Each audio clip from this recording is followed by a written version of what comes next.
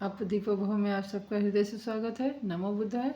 तो अपनी ज्ञान मार्ग की साधना को आगे बढ़ाते हैं और हम यहाँ पे अपने सिर्फ अनुभव व्यक्त करते हैं, बुद्ध जी की बात करते हैं और उन पे कैसे हम अमल करें इस पे चर्चा करते हैं।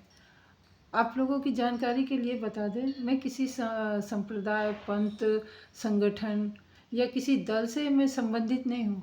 मैं बिल्कुल अकेली हूँ। मेरा कोई दल नहीं है, मेरा कोई संगठन नहीं है, मैं बिल्कुल स्वच्छंद हूँ। जैसा कि बुद्ध जी ने कहा था कि हर प्राणी, हर जीव, हर इंसान, चाहे वो स्त्री हो, पुरुष हो, बच्चा हो, उसको अपनी स्वतंत्रता में जीना चाहिए।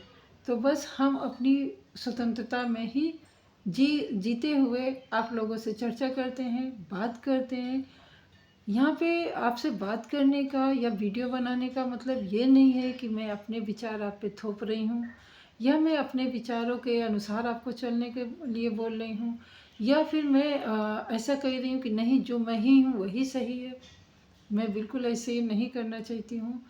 अगर सच में किसी ने बुद्ध को जाना है, सच में किसी ने बुद्ध को आत्मसात किया है, तो वो कभी ये चाहेगा ही नहीं, क्योंकि बुद्ध जी ने अपनी स्वतंत्रता के लिए, अपने आप को सुखी पाने के लिए, अपने आप को जानने के लिए अपने 7 साल अपने जीवन के केवल यही जानने के लिए लगा दिए। और जब उन्होंने जाना तो ये चीज़ जब जान के खुद अनुभव किया कि उनको कैसा लग रहा है, एक परम शांति मिल रही है, तो ये चीज़ें सबको बांटने के लिए बोले और किसी को भी दूसरे पर अधिकार जमाने के लिए कभी नहीं बोला। ना ही उन्होंने कभी अपना अधिकार जमाया किसी पे कि नहीं, तुम मेरे संप्रदाय या पंथ या संगठन या जो है उससे जुड़ो। बुद्धम शरणम गच्छामि कहने का मतलब है, उन्होंने यही कहा जब वो दीक्षा देते थे, तो बुद्धम शरणम गच्छामि यानी बुद्ध को जानो। बुद्ध कौन? खुद। जब ज्ञान जगता है तो उसको ही बुद्ध बोलते हैं, बुद्धि से जानो। संघम शरणं गच्छामि, तो संघम का मतलब ये नहीं कि एकजुट एक संप्रदाय बना के रहो। संघम मतलब अपने अंदर का जो संघ है उससे एकजुट होके रहो। धम्मम शरणं गच्छामि मतलब मेरे जो मैंने जाना है। धम्मम मतलब धर्म। धर्म आपका क्या है? खुद को जानने का, यानी खुद को जानने की शरण में आप जाओ, अपने अंदर जाओ, अपने बुद्ध को जगाओ। बुद्ध का केवल यही विचार था।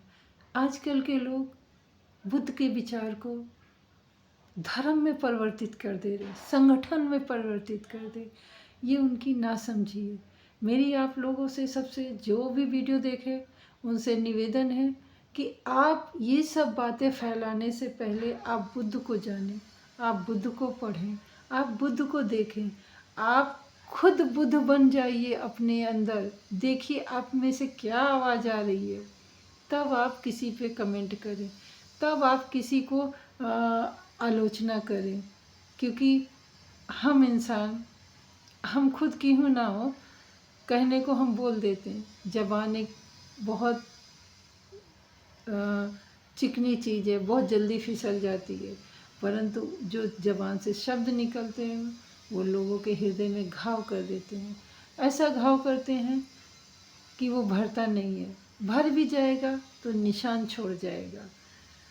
तो हमारी या बुद्ध की उस समय यही था कि अपने शब्दों को पहचानिए, अपने शब्दों को समेटिए, अपने शब्दों को तराशिए, अपने शब्दों को पहचानिए, फिर जाके वो अपनी ज़बान से बाहर निकालिए।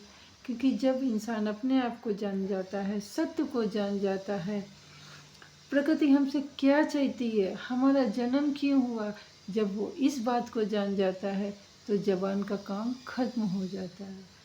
वहाँ पे सिर्फ मौन रहता।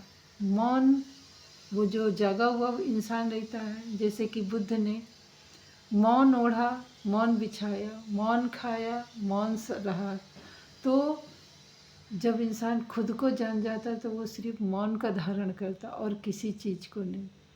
तो कृपया करके बुद्ध पे कोई कमेंट करने से पहले, बुद्ध पे कोई टिप्पणी करने से पहले आप बुद्ध को जान जाइए। ये नहीं मैं बोल रही हूँ कि सभी चीज़ें खराब है, बुद्ध बहुत अच्छे हैं। मैं किसी का पक्ष नहीं करती, किसी का पक्षपात नहीं करती। मैं अकेली हूँ और अकेली ही सही हूँ। तो इसके लिए आप लोग कृपया करके बुद्ध को जानिए, मेरी आपसे हाथ जोड़ के प्रार्थना है। तो मिलते हैं अगली वीडियो में, अपने अनुभव और साझा करेंगे कि ये जो हमने 8-10 दिन नहीं वीडियो बनाए तो क्यों नहीं बनाए। तो तब तक के लिए नमो बुद्धाय। सबका मंगल हो, आपका भी मंगल हो, हमारा भी मंगल हो, सृष्टि के समस्त प्राणियों का मंगल हो।